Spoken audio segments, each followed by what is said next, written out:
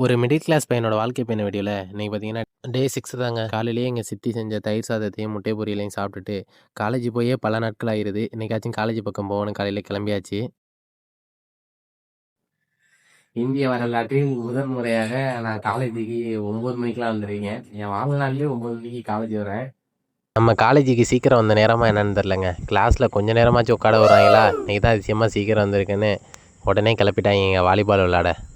Volleyball விளாண்டுட்டு ஒரு டீயை ஒன்று போட்டால் காலேஜ் டைம் முடிஞ்சிருச்சு அதுக்குள்ளேயும். சரின்ட்டு வீட்டு பக்கம் கிளம்பியாச்சு.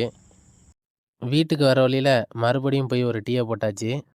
வீட்டுக்கு வந்தோடனே மதிய உணவாக புளிக்குழம்பும் கீரையையும் சாப்பிட்டுட்டு ஒரத்தநாடை நோக்கி ஒரு குட்டி பயணத்தை போட்டாச்சு.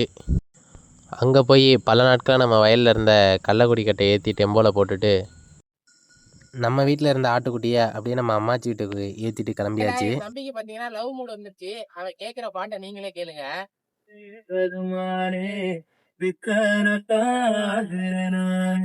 என் கண்ணுக்குள்ள ஒரு செருக்கி.